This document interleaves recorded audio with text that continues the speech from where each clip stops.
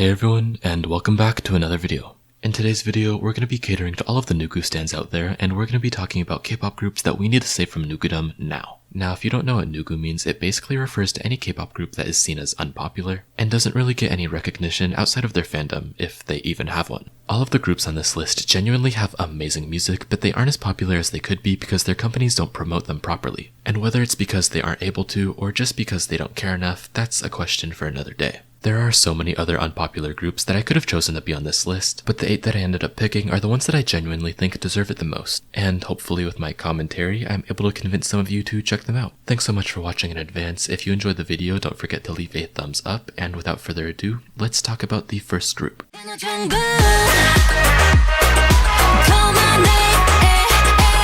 Now, don't get me wrong, I definitely understand why Bvndit's company isn't investing in them. This group is from the same company as Chungha, and Chungha is definitely the moneymaker. But the thing is, their music is way too good where it feels criminal that we haven't gotten a release from them in almost 2 years. What I will say is that I kind of question the people who are really into Bvndit because their most popular song is kind of their worst in my opinion. I don't understand why so many people like Dumb. Jungle is right there, you know. But besides that, in their 10-song discography, they actually have 0 skips, which I think is pretty rare. And unlike most 4th gen nugu girl groups, they don't force raps into their music because they know it's not their strongest suit. I think the reason that they haven't had a comeback in so long is that their company invested so much into them. Like, you watch their music videos and they're actually really expensive, especially Jungle. They have full sets, amazing outfits, and even special effects sometimes. And I just know, considering Bvndit never really achieved huge success, they were operating at a huge monetary loss. And it does really confuse me because considering the way Bvndit came out of the gate just swinging, I would honestly expect them to sort of blow up in the same way that Stacey did last year. And it sucks that all the time, effort, and money that the girls and the company put into Bvndit never really paid off because I feel like they deserve it. And the quality of the stuff that they put out is on the same level, if not higher, than most of the popular groups nowadays.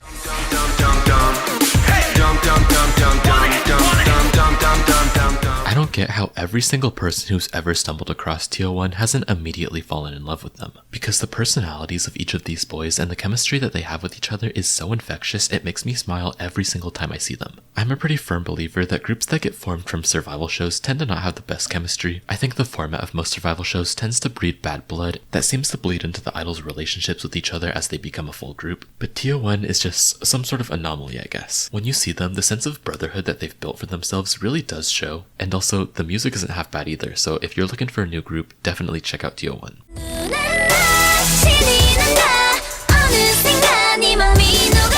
Free Cignature from C9 Entertainment. Why did their company take away the fun sound that they had going for them? Nununana, Asa, and Ari's song were all hits in my bedroom, and it honestly kind of pisses me off that the unique and fun sound that they had before has been washed down to only being in their B-sides. I never understood the hate for Ari's song. It was probably one of the best title tracks to come out of 2020, and considering they were one of the first groups to do hyperpop and then Aespa blew up with the sound in 2021, like, Cignature were ahead of their time, and we did not deserve them considering they were putting out constant bops and they got nothing back for it. And also, like, let me just complain for a second. So not only did we have to wait over a year for Cignature to have a comeback, it was also initially supposed to be in September, I think, and then it got pushed back all the way to the end of November. That is criminal, that is not okay, and they also dropped Boyfriend after the extra 2-month wait. I don't know what needs to be done in order for this group to have constant comebacks and go back to their old sound, but they need their chart reversal moment and not with Boyfriend, any of their other songs, so that they can go back to being fun and bright. I can't stress enough how they used to have one of the most unique and fun sounds out there, and I really do need them to go back to it.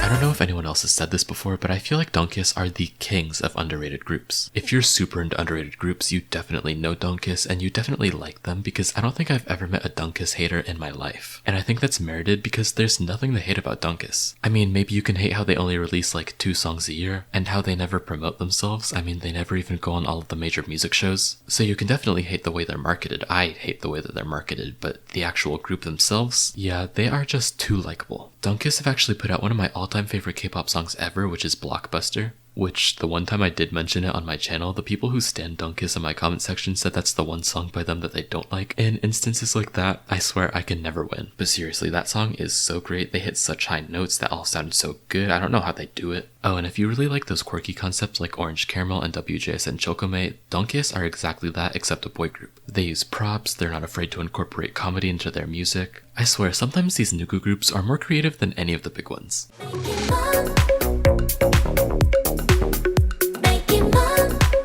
People need to start listening to the 5 Grus, that's GWSN's fandom name, who keep screaming and shouting that they have the best discography in K-pop, because they're kinda right. I mean, it's very niche and it's not for everyone, but what happened to the 5 million people that said that 4 Walls is FX's best title track and then didn't tune into GWSN? Those people who like 4 Walls are wrong, by the way. Their best title track is Rum Pum Pum Pum, but anyways. I don't know how they're not more famous yet, because so many people that I see online love GWSN, from these big YouTube channels to these Twitter accounts with massive amounts of followers. Like, you would think these massive amounts of people just screaming and shouting about this group would eventually make their music reach a larger audience. And maybe it's gonna happen soon and I just haven't noticed it yet, but from what I've seen, it's made little to no difference. So what I'm trying to say is, you, the person who is watching this video right now who has seen 500 million videos telling you to check out GWSN's music, finally do it.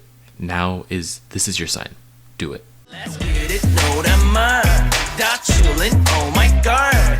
Dance like. How many times do I need to spread my Stan MCND agenda for it to finally have an effect? Because I'll keep doing it until it works. Do people not understand that Minjae has quite possibly the best stage presence out of the entirety of 4th Gen? If they don't, I'm gonna make sure that they do. Literally just let me know and I'll do whatever it takes. Because Minjae and the entirety of MCND deserve to be famous. They deserve to be the next big thing, and I'm just trying to make people understand that truth. Because if I could only have one opinion, I don't need any other opinion in the world, that one opinion would be, MCND is the best K-pop group in existence. That's all I need. That's all I need, and I just want people to understand where I'm coming from. One discography run. That's all I want. One discography run from the people who watch my channel. It's less than 30 songs, and once you listen to all of it, you'll understand why I like them so much. I don't know how else to explain it, besides no other group has got me down this bad. And none has even come close. You look in my description box and I have my Ults, and then I have my Ults of Ults. There is a huge discrepancy between MCND and the other groups that I quote-unquote ult. And don't get me wrong, I still love all those other groups on my stan list, it just does not compare.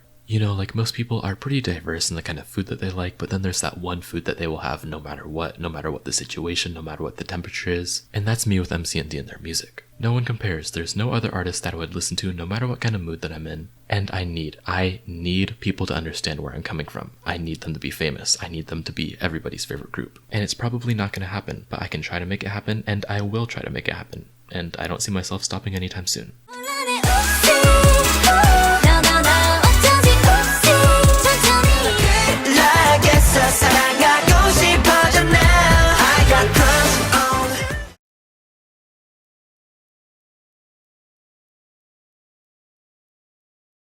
I put Weki, Meki, and BAE 173 in the same section because I feel like they have the sort of same problem. And that problem is no one pays attention to the members that weren't in the produce groups. Listen, I love Doyeon, Yujeong, Hangul, and Dohyun as much as the rest of you, and I wish nothing but the best for all 4 of them. I'm just saying there are so many other talented members in both of these groups that almost nobody knows the names of, and I think these people are kinda missing out. I mean, yes, the members who are in the produce groups are probably the reason why 98% of the people who know these 2 groups do, but both of these groups would have such a larger fan base if people just gave the time of day to the other like 6 or 7 members that each of these groups has. Of course, I blame the companies for not marketing the other members properly, but I mean, it's MBK and Fantagio, what are we really expecting here? And it's such a sad sight because both of these groups have really good music, but there's nothing much I can do besides tell you to check them out, and if you don't, oh well, there's nothing else I can do beyond that. So I guess that concludes this video. Thank you all so much for watching, and if you enjoyed, consider leaving a thumbs up, and if you want to see more from me, consider subscribing. Thank you again so much for watching, and without further ado,